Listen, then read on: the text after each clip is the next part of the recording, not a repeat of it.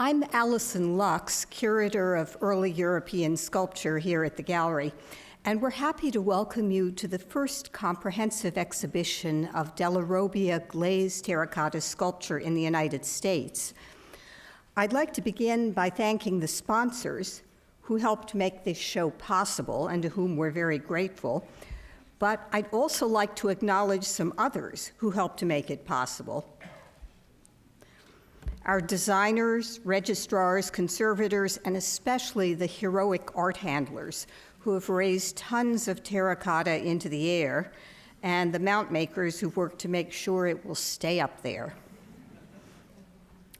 Our title begins simply with Della Robbia, no first name.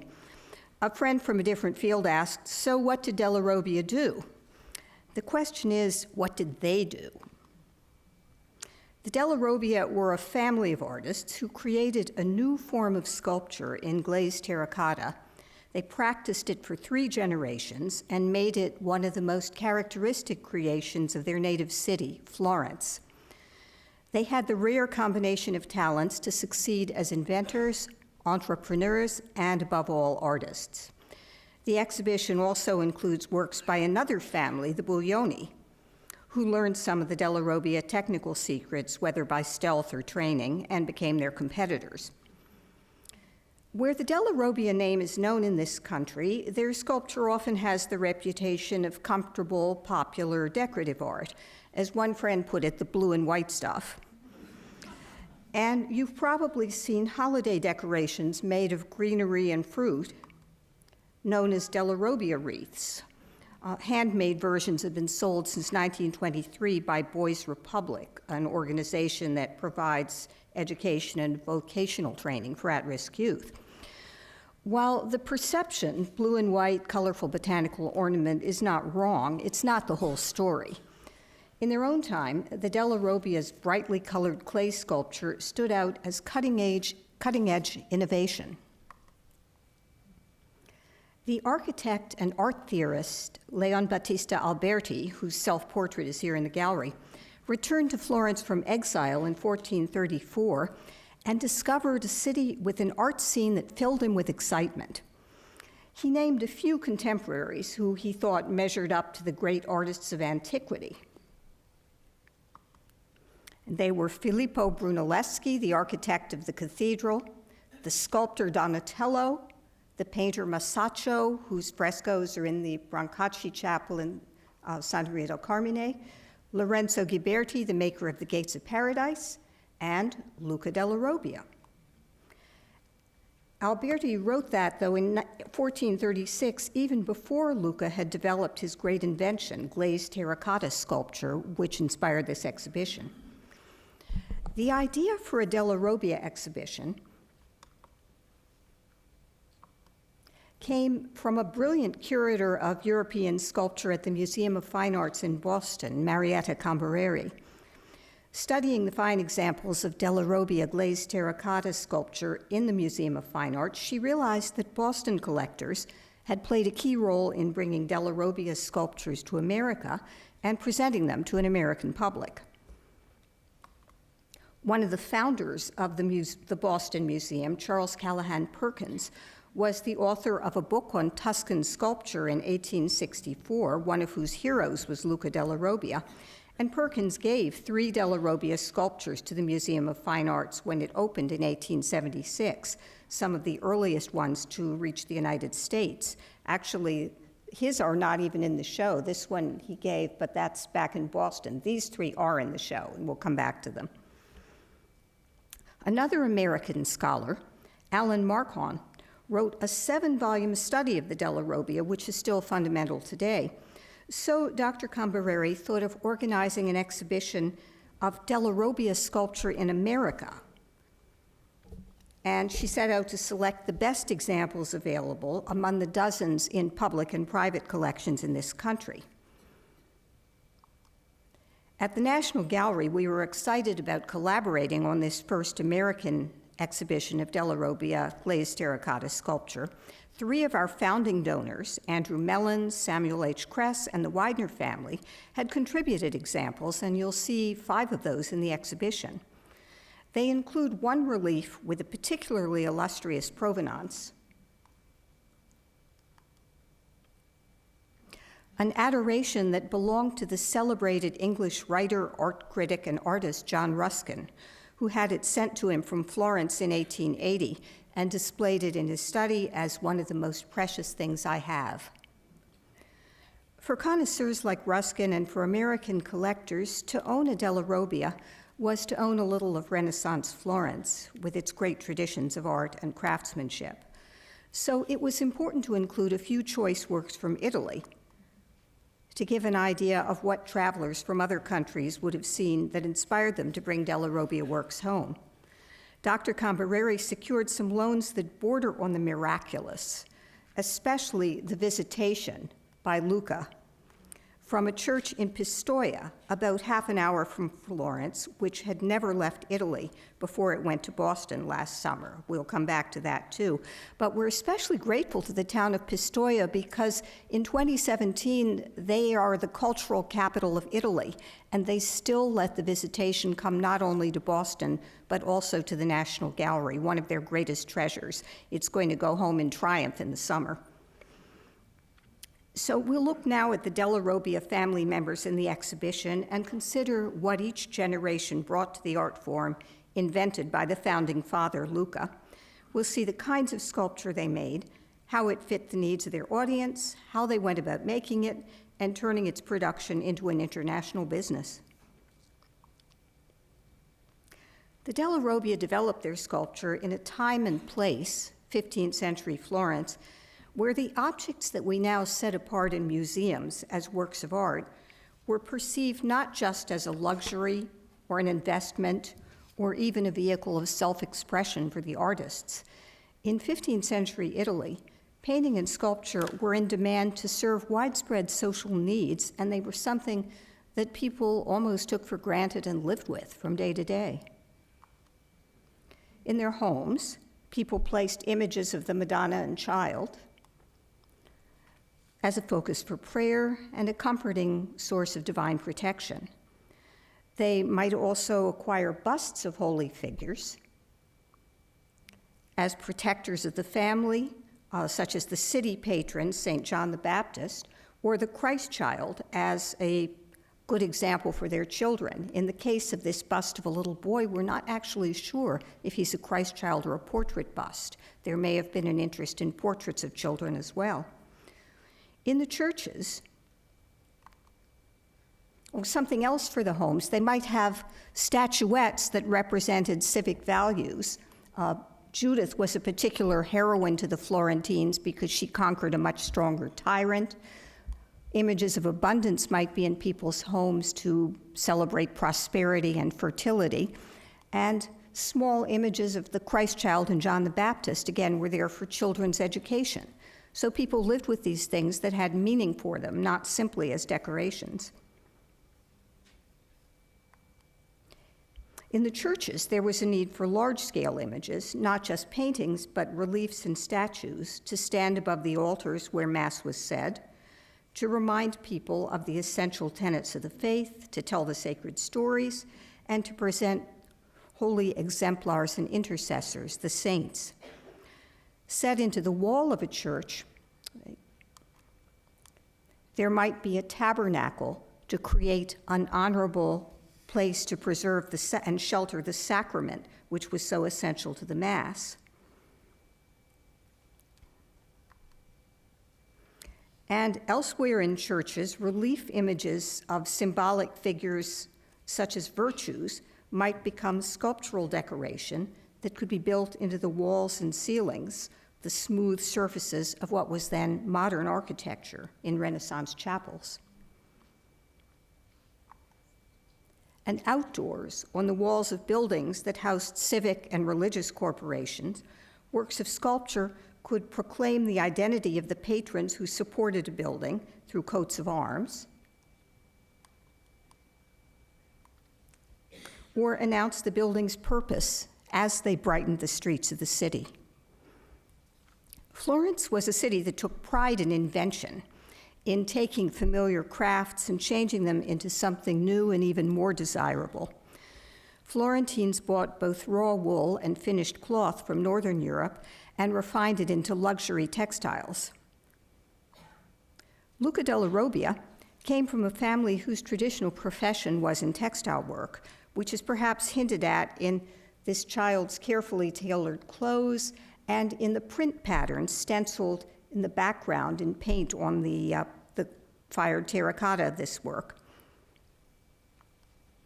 If you look at our Fra Angelico Madonna, which is over in the West Building, and compare the print pattern in the cloth in the background, it's somewhat similar. Luca, however, discovered possibilities in a different humble material, clay. This is the back of that Madonna from the Bargello. I'd love to think that's Luca's handprint. He found ways to turn it into a new kind of sculpture that, as Vasari wrote, was unknown even to the great artists of classical antiquity. Luca was born around 1400. Since he grew up to launch a workshop that developed over 3 generations, it's amusing to think that he must have been a maverick in his own family. Instead of sticking with their traditional profession, the wool trade, he turned to sculpture. We don't know for sure who trained him in modeling and carving, but by the time he reached his 20s, he was working on projects for the central religious buildings of the city, the cathedral and baptistry. There's a theory that he assisted Nanni di Banco with marble carving on the exterior of the Duomo, perhaps some of the musical angels. And there's a document of 1427 that suggests he collaborated on the early stages of Ghiberti's bronze doors, known as the Gates of Paradise. In the 1430s, Luca had the standing to get an important commission of his own for the interior of the cathedral, to create a marble balcony called a cantoria, meaning singing gallery, but perhaps actually an organ loft, to go above one of 2 sacristy doors in the crossing, so at the very center of the cathedral. To decorate his cantoria, he carved 10 reliefs of boys and girls making music, carved in marble, figures that suggest careful study of both ancient sculpture and living models. His competitor on the second organ loft to go across the aisle was no less than Donatello, and their reliefs are always a favorite compare and contrast topic for art history students, but I won't do it here. It was while this work was in progress that Alberti named Luca, along with Donatello, in 1436, among the modern artists not inferior to the ancients, which was the highest praise he could give. At this point, so far as we know, Luca is primarily a marble carver. Before he was finished with the musical reliefs, the cathedral hired him to contribute marble reliefs to decorate the lower registers of the campanile, the bell tower of the cathedral. This was to complete a series begun in the 14th century, a series of reliefs celebrating the creation of the world and the activities of humanity, which included planets, arts, sciences, virtues, professions, and sacraments. As Luca planned the reliefs he was going to make for this program, he must have looked carefully at the older reliefs, about 100 years old, looking at a group of reliefs created by Andrea Pisano. This is one of Luca's reliefs for the Campanile.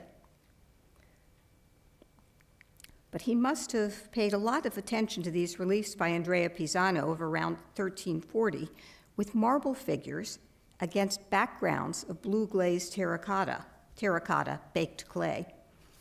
The Madonna in Lunette and the reliefs of virtues. I singled out the Pisano relief of Prudence because you can see this 2-headed figure who is a medieval ancestor of the cover girl for our exhibition catalog, Prudence with 2 faces, one looking forward and one looking back.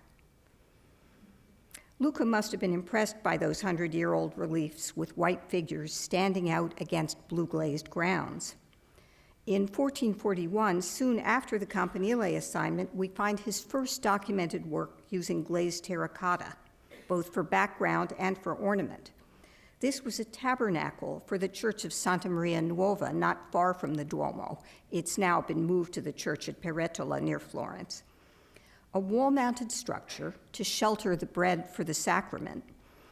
What particularly stands out is the semicircular lunette with a group of figures representing the lamentation over the dead Christ, which Luca carved in relief in white marble and surrounded with blue glazed terracotta.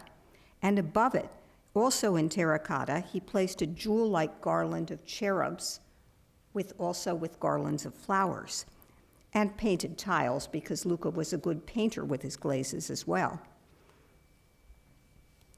The lunette image may have helped win Luca the chance to try a more dramatic experiment with glazed terracotta sculpture in the cathedral itself.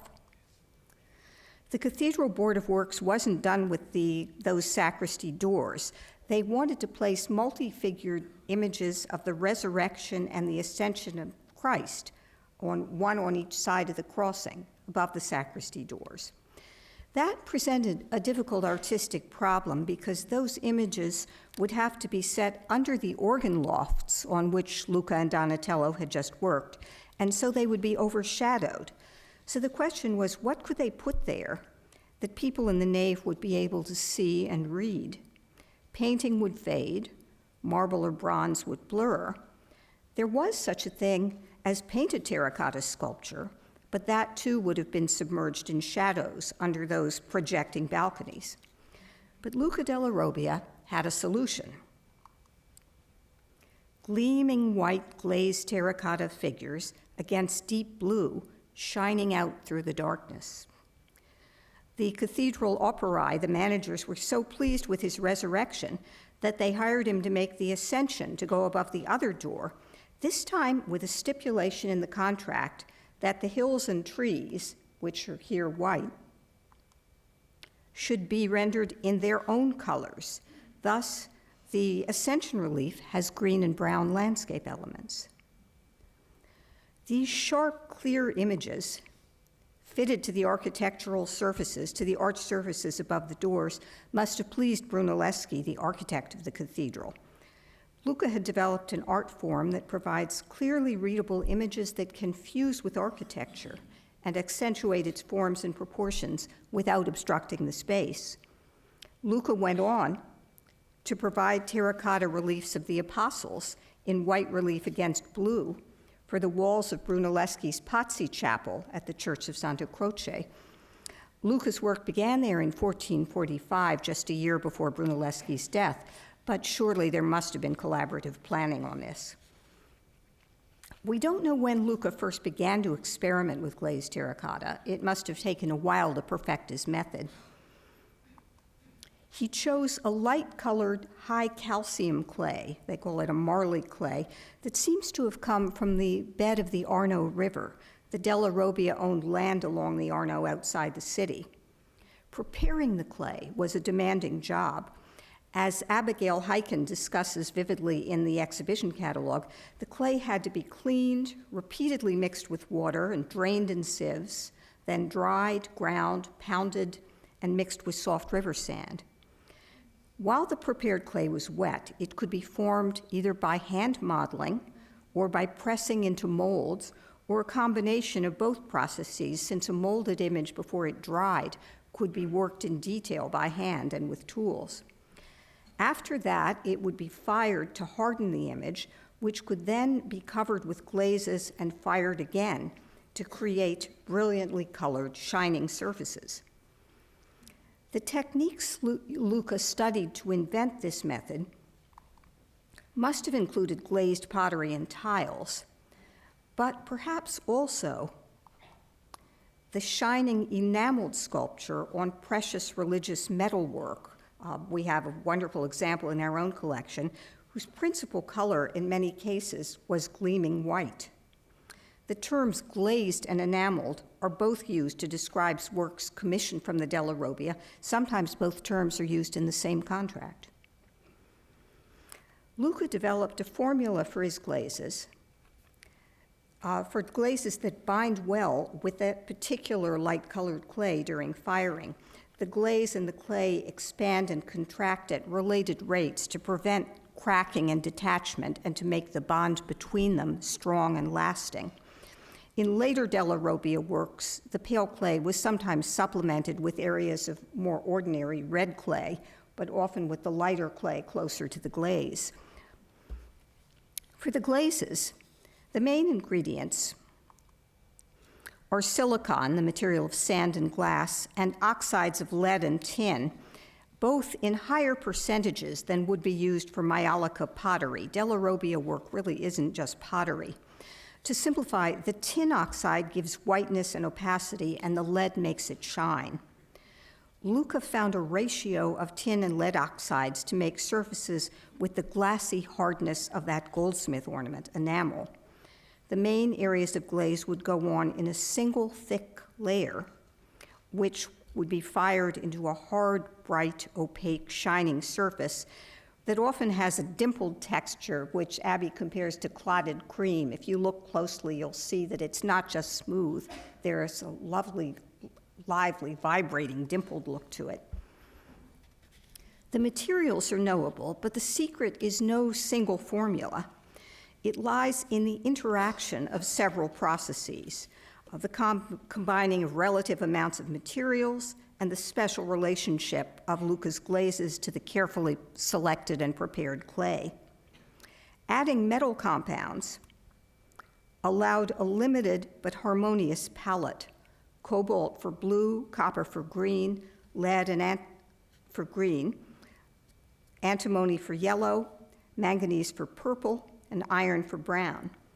They didn't use red. Red glaze is really hard to control, but red could be painted on after firing when they wanted it. And details such as textile patterns or plants in a grassy lawn could be painted in glazes before firing, or even added in paint afterwards, as well as gilding could also be added.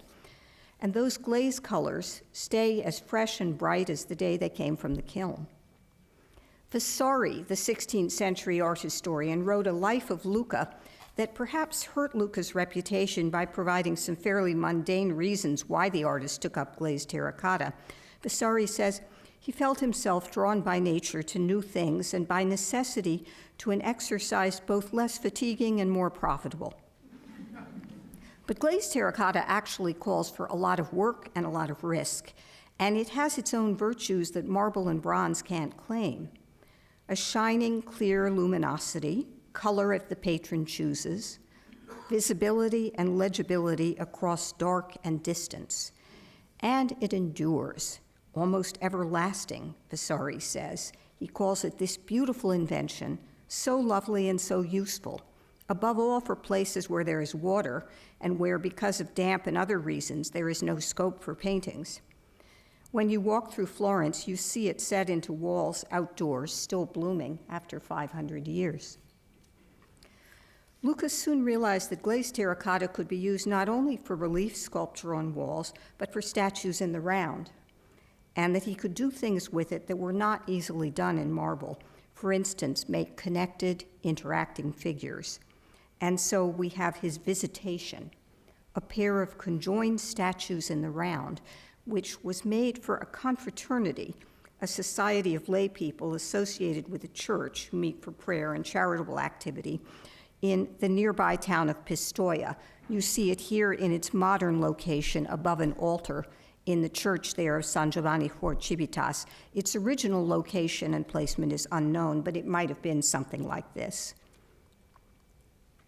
The sculpture represents a story from the Gospel of St. Luke, in which the Virgin Mary, miraculously pregnant with Jesus, goes to help her aged kinswoman Elizabeth, miraculously pregnant with John the Baptist after being barren for all of her long life. When they meet, Elizabeth declares, "Blessed are you among women, and blessed is the child you will bear. Why am I so favored that the mother of my Lord should come to me? As soon as the sound of your greeting reached my ears, the baby in my womb leaped for joy."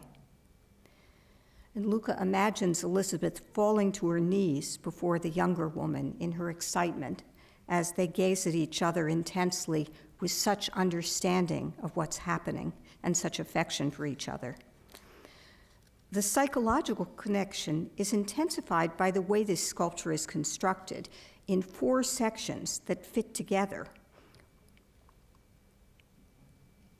with each woman's hands modeled as part of the upper body of the other. And I show you some shots of what our handlers had to do to put it together.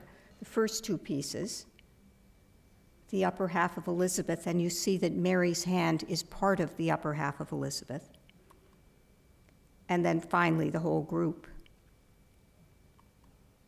And you see Elizabeth's hand as part of Mary, and from this angle you can see the joins, which from the front and the other side are really invisible. It's quite extraordinary. Mary, very young, very graceful, gazes down in selfless compassion at the aged Elizabeth, looking completely at peace with what's happening to her. It's perhaps one of the most moving images of human connection ever created in the 15th century or any other time. Luca did not limit his statues to gleaming white figures that might be taken as competitors for marble. He could also make multicolored statuettes like this lovely, very young Madonna from the Oratory of San Tommaso in Florence. Dressed in cheering colors, but again, as with Mary and Elizabeth, there's a contrast in expressions, this time between a happy, playful, squirming child, looking quite convincing, and a mother who stares into space as though she sees ahead, as though she foresees what's going to happen to her child. And this was made explicit in the very sensitive installation in Boston in which our Pietà, the older Mary holding the dead Christ in her lap, was depicted or placed in a position that allowed you to see it in the same gaze with this Madonna. In addition to these large-scale works, the glazed terracotta medium offered possibilities for smaller reliefs of a kind every home in Florence needed, as I mentioned. Images of the Madonna and Child, for instance, including individually modeled masterworks like this one in the Bargello, which is, by the way, is in what seems to be its original tabernacle frame, worth taking a look at when you see it up there. Very, very old wooden frame. And Luca discovered that his models could be replicated by taking molds from them with plaster and then pressing wet clay into the molds. So in the exhibition, you'll see 2 pairs of relief in the show that allow us to explore an important aspect of Della Robbia work, serial sculpture. This does not imply low-grade mechanical replication, because even sculptures that emerge from the same mold could be individualized by handwork on details while the clay is still wet, and by differences in glazing, as is clear in this pair. There are signs of experimentation in this pair of Madonna by Luca's, particularly include the treatment of the eyes. In the New York Madonna, the blue eyes have run a little bit, giving a kind of dreamy look. In the Boston Madonna, you'll see that they're sharply outlined and clear so that the figures look more alert. Whether this was a matter of an accident of the flow of the glazes or deliberate expressive effort, we don't know for sure. We also have a pair of examples of Luca's Madonna of the Lilies, and when we brought them together, we were thinking they had come from the same mold and were just variations, but it turns out to be a lot more complicated than that, as you'll see when you're up there, both for differences in scale and for differences in the details. In this version, there's a lot more interest in spatial recession, for instance, in the cushion, in the way the plant is designed, and you'll see differences in the hairstyles and expressions of the Madonnas. It's really turns out to be quite extraordinary and interesting differences. The way that the sculptors might interact with the patrons who wanted these reliefs is suggested by a few documents from private purchasers of Della Robbia sculpture. Those documents are very late, from 1524, but they may shed some light on earlier conditions. They tell us something about the demand for both unique custom-made sculptures and for works kept in stock for the market. The drawing on the screen is by Fra Mattia della Robbia, Andrea's oldest son, who was working in Rome in 1524. It's a design and contract for a commission for a Madonna and Child, listing specific details about what the patron wanted included in his image. He wanted a Madonna and Child with a young St. John the Baptist and a Dominican nun of San Sisto holding a scroll with an inscription. And he wanted borders with cherubim and yet another border with a fruit garland. The work in question is lost, but I show you a Madonna relief in Messina, which at least has the kind of double borders that this patron wanted.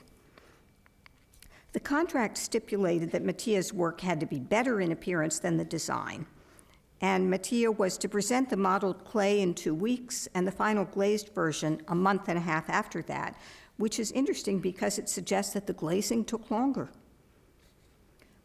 Meanwhile, back in Florence, the friend of a prospective client writes to him, "I went to the Della Robbia and saw the molds of some very dignified coats of arms. They cost from 6 or 7 lire each. Then you say you want a Madonna to put in the main room. There's one for 2 florins and another for 3, with space to include the arms. As soon as I can, I will ask for drawings of both and send them to you for your lordship's decision." So by this time, a patron could buy a ready-made Madonna relief, or perhaps order one from a mold, and have it personalized with family arms. And what I show you is not one done for that patron, but our own Andrea della Robbia Adoration, because it has the coats of arms of a married couple who were married in 1477. And this could be added on request. Luca della Robbia passed his sculptural practice on to Andrea, who was not his son, but his nephew. Luca never married. And Andrea was one of several children of his late brother, whom Luca took in. Andrea was in the workshop by 1451 at the age of 16 and had pretty much taken over around 1470 when Luca was in poor health. Andrea pursued an increasingly particularized and elegant naturalism and explored a wider range of expressions. It's sometimes not so easy to distinguish between them. Something that can be a clue, though it isn't a guarantee, is that Luca generally preferred blue or gray eyes, and Andrea liked these lovely hazel eyes, which have an almost golden look.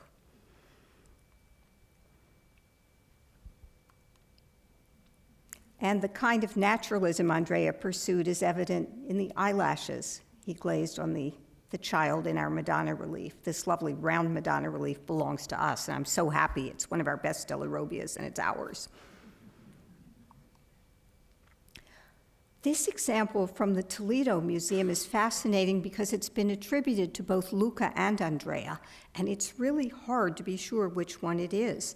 The simple costume and the blue-gray eyes are like Luca, but the very naturalistic and self-possessed child suggests Andrea, and it's not impossible that they both worked on it. I'm especially fascinated by the child's hand, which is visible through his mother's veil, which makes me think of the veiled nun from the Corcoran, admittedly done in marble, but Andrea was doing, or Luca or Andrea, doing something like this in the 15th century. The owners of that relief, the Toledo relief, in the 19th century were the Viviani family, which had absorbed the Della Robbia family through marriage in the 17th century. And I would love to think that that's a Della Robbia family heirloom that came all the way down from the Renaissance. We can't prove it, but it's one of a kind and exceptionally good.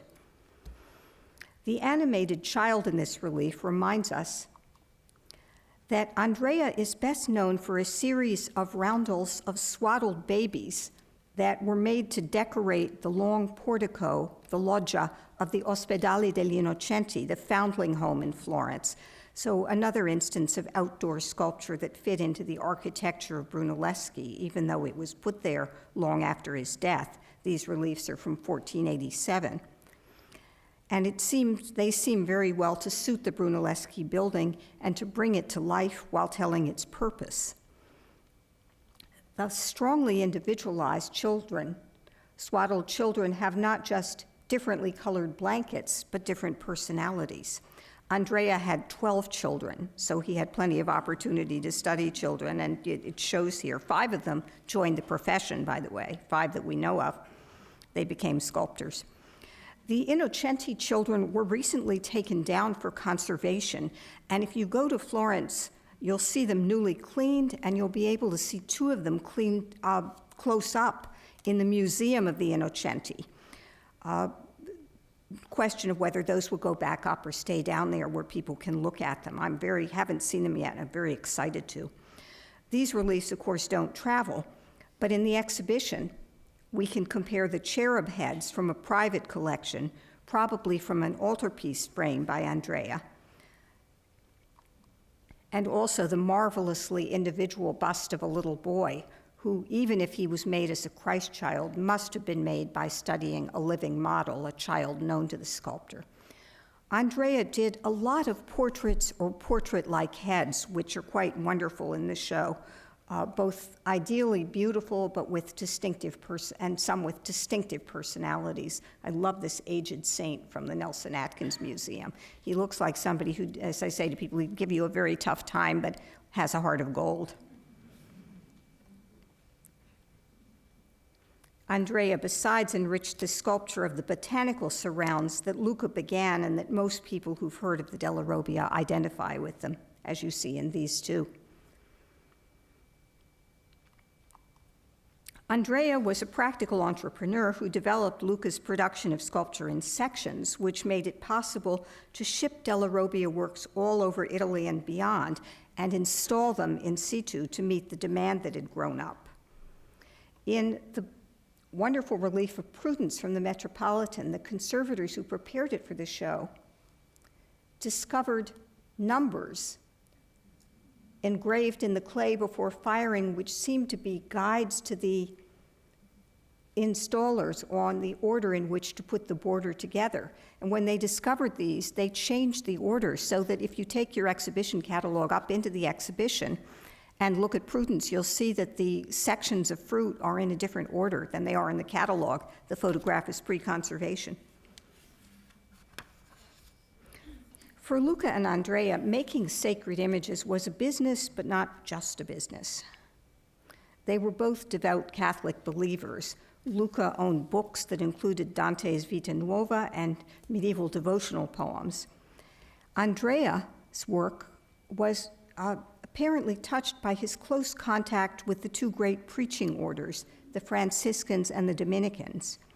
He spent more than 10 years making and installing altarpieces for the Franciscan convent at the mountain sanctuary of La Verna, a pilgrimage site in the Tuscan wilderness where St. Francis of Assisi received the stigmata in 1224. Andrea worked for the Franciscan friars of La Verna from about 1475 to 1486. Then, in the 1490s, Andrea became a follower and supporter of a friar from a different religious order, Savonarola, the Dominican preacher who attacked corruption in the church and called for reform in Florentine life and government. Savonarola urged Florentines to turn away from luxury and embrace a simple, devout, charitable way of life. And you'll know he incited the burning of luxury objects and works of art that he thought appealed to the senses more than the spirit. In one of his sermons, Savonarola had some harsh words for contemporary religious art. He preached, "You put all the vanities in the church. Do you believe the Virgin Mary went dressed this way as you paint her? I tell you she went dressed as a poor woman, simply, and so covered that her face could hardly be seen. You would do well to cancel these figures that are painted so unchastely." Andrea seems to have taken Savonarola's admonitions to heart and looked for ways to apply his ideals in his sculpture. One example may be something like this later version of our Madonna, in which the Virgin now wears a heavier veil knotted on her chest and an extra shawl, still beautiful but more heavily covered than in the earlier version. And another change in Andrea's work is in the 1490s, the period when Savonarola was preaching, is what I call the return to earth. He begins to make sculptures in partially glazed terracotta, leaving the flesh parts unglazed. They are sometimes painted, but it still makes the flesh areas both more naturalistic and less exalted. These figures no longer manifest Luca's luminous, eternal whiteness. Instead, they appear more vulnerable and human. They remind us that humans are made of the dust of the earth, of clay. And we see this idea taken up in the work of Andrea's successors, in our Pietà, in this angel, in a Madonna by one of the competitors, the Buglioni, and in the trio of three robust Franciscan preaching saints from the early or mid-16th century, with their bare clay faces, hands, and feet. We even see it in a Franciscan coat of arms, where the shield with the crossed hands of St. Francis and Jesus are placed on a bare clay ground. Andrea did not abandon the white glaze for flesh tones. It was simply an alternative. In this wonderful Mother of Sorrows, the expressive use of colors in a heavily veiled grieving figure seems to me something that Savonarola would certainly have approved.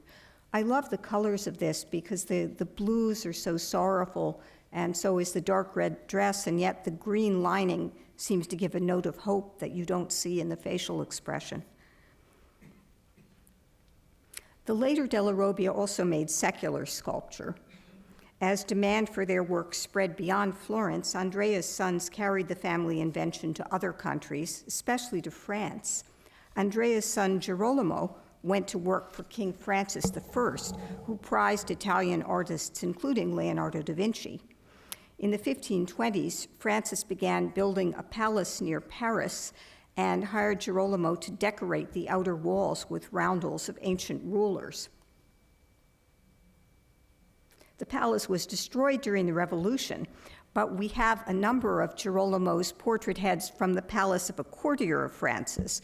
This one comes from that palace, the Château de Sansac. We see Francis in his court finery and plumed hat,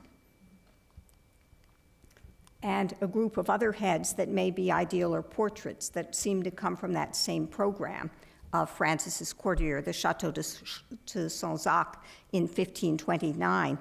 We thought that this bust belonged to the program, but bringing the works together for the show allows us to learn things, and we realized that both the treatment of the curls and the glaze on this figure, as well as the truncation, are very different. So this one may be from the Italian Della Robbia after all. As you compare them in the show, you'll be reminded that Girolamo, working in France, had to learn to use a different kind of clay, and maybe different glaze materials too. So the surface is quite different, and there's a kind of fine craquelure in his glaze that's different from the shiny, white, continuous glaze. The workshop back in Florence continued to prosper under the leadership of Andrea's second oldest son, Giovanni. The oldest son, Mattia, became a friar, so he couldn't run the shop. Giovanni made many smaller objects for homes, such as statuettes to proclaim Florentine values, as I mentioned, abundance or the heroic Judith, and statuettes to contribute to the education of children, these well-behaved and devout little boys, the Christ child and John the Baptist. Giovanni also took on artistic problems and themes that became central in the High Renaissance. One was landscape, hinted at in the little waterfall and the stream that flows down in this very small sculpture. And the other was ideal and heroic human figures. I urge you to go to Baltimore, not far away, to see this wonderful Adam and Eve in the Garden of Eden by Giovanni Della Robbia that combines figures and landscape. This one couldn't travel, but what could travel is Giovanni's Resurrection of Christ, which the Brooklyn Museum has so generously lent to us. This is a triumphant display of the full range of what the Della Robbia technique could do in terms of colors, dynamic figures in action, and settings studied from nature. The heroic semi-nude Christ rising surrounded by a blue and golden radiance, in a garden landscape just before sunrise. I love that pale grayish-white sky. And around him, the strongly individualized guards in antique armor, some lying asleep, some jolted awake. Under the blessing right hand of Christ is an assertive portrait figure of a contemporary Florentine in prayer, a member of the patrician Antinori family who commissioned the relief. He may be Niccolo Antinori, or who began the villa, or Niccolo's son Alessandro. I personally think it's likely to be a portrait of Niccolo commissioned by Alessandro after his father's death in 1520 as a way to commemorate his father in perpetual prayer in hopes of securing his salvation. The scene with its wide range of colors is surrounded by a burgeoning garland of fruits and vegetables, and also inhabited by animals. There are birds, there's a crab, a frog, a squirrel, and you'll have a good time hunting for them when you go up there. At the corners are coats of arms of the Antinori family, whose names live on as they continue a 500-year-old tradition of arts patronage, and wine production. I wondered if it's accidental that each coat of arms seems to be sprouting a bunch of grapes. Giovanni must have known the blue and white resurrection reliefs by Luca and Andrea, the first above a door in the cathedral, the second above a lamentation painting in a church. But Giovanni's resurrection clearly belongs to a different world. The rather audacious portrait figure may have been possible if the relief was meant for a private secular setting. And in fact, the earliest record of Giovanni's resurrection in the 19th century places it at the Antinori Villa, Le Rose, just outside Florence. The question is, where would you install such a relief at a villa? Just to give you an idea of the range of possibilities. The writer who saw it in 1892 mentions he had seen it a few years earlier placed above the gateway or door to the garden on the inner side. So, let's see.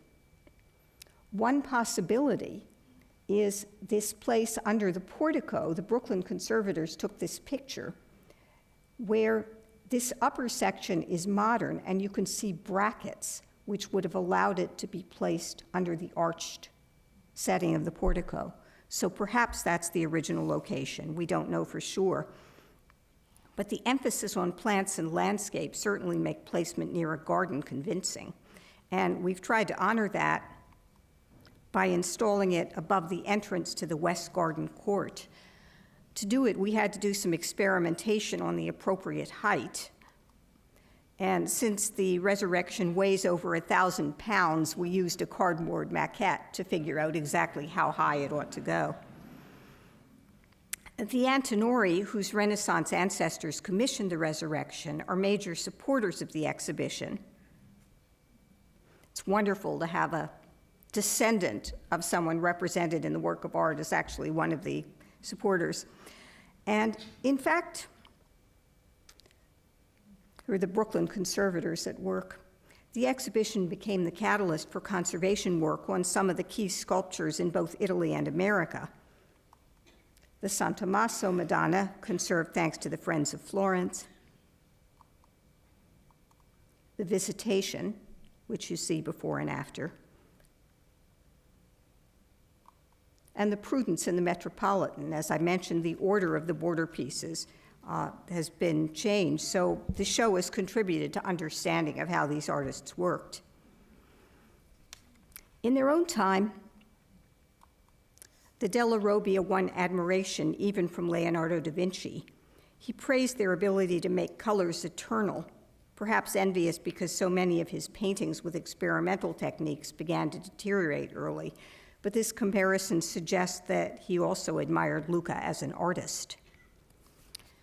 The glazed terracotta sculpture of the Della Robbia enjoyed great popularity for 100 years before that popularity faded for reasons of supply and demand.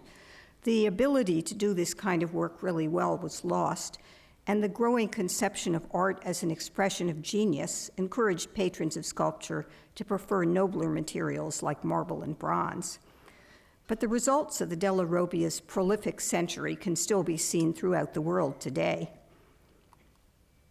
In one of our galleries, we quote Walter Pater's famous 1873 passage on the Della Robbia.